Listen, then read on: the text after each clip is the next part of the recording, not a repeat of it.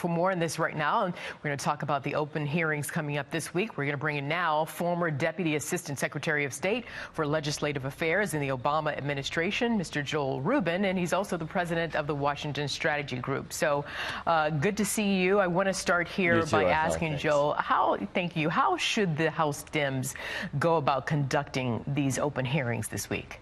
The hearings this week are going to shine a light on what they've been hearing behind closed doors at the depositions alongside the Republican colleagues. So I think where the Democrats need to really start and where chairmanship needs to drive this is to have what was heard behind closed doors come out in public, out of the mouths of real human beings, and not of their own mouths, but literally of the ambassadors who will be in the Deputy Assistant Secretary of State as well, who will be testifying, to let them explain in their own words as members of the Trump administration what they saw and how that's problematic.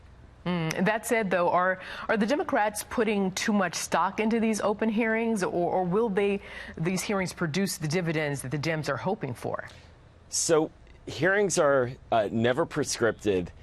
One doesn't really know exactly how it's going to come out. It's like watching a sporting event where you think that the team that's ahead is guaranteed to win, and then at the last minute it can flip and the score can go the other direction. Same thing with these hearings.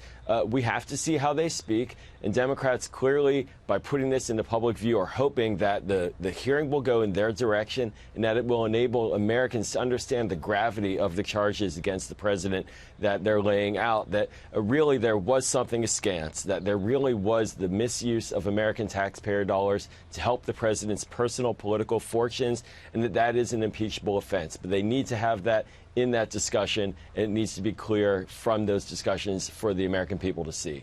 Should they invite some of the witnesses from the GOP wish list? What they need to do is really stick to the actual objective of these hearings. And the objective is looking at the Ukraine dynamic, the phone call that the president made, the foreign aid, the shadow foreign policy that Rudy Giuliani conducted. It's not as if this is new information. The president himself, he released a summary of his call, essentially saying he did what the Democrats are saying is a violation of his oath of office. So witnesses that are within that lane, yes. But the idea that we're going to somehow have Hunter Biden and people off topic coming in opens up a whole can of worms. It doesn't help the American people to understand what's at stake. And it's frankly a lot of, to use the term, it's gaslighting. It's trying to confuse rather than clarify for the American people. No, just in time for the open hearings to begin yesterday, the president announced that he will release a summary of a second call with the Ukraine President Zelensky. Does this suggest that a distraction campaign will be forged by the Republicans during this open hearings?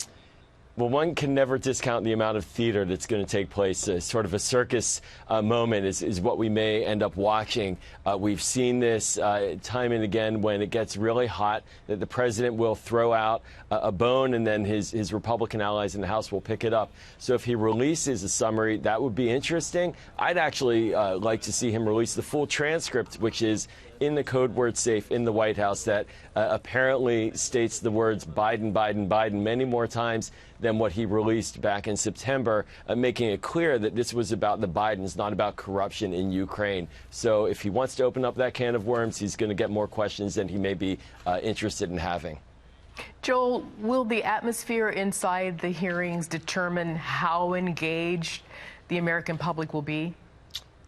Arthel, we've got a culture right now of a short, as you know, a very short attention span. It's not the early 1970s, but we recently did have one example with the Mueller hearings, and the American people paid attention. They clearly did not go the way Democrats wanted, but it was not as if the American people were not tuning in. So I think that if more comes out in these hearings that is leaning towards where the Democrats are going, or even, of course, if the Republicans make a point that undermines some of the arguments of the Democrats, that's going to get attention. But this, for both political parties, can't go on very long either. So they, too, have a bit of a natural limit on how many days they feel they can dedicate to this in the public space. Okay, we leave it there. Joel Rubin, thank you very much. Thanks, Arthel.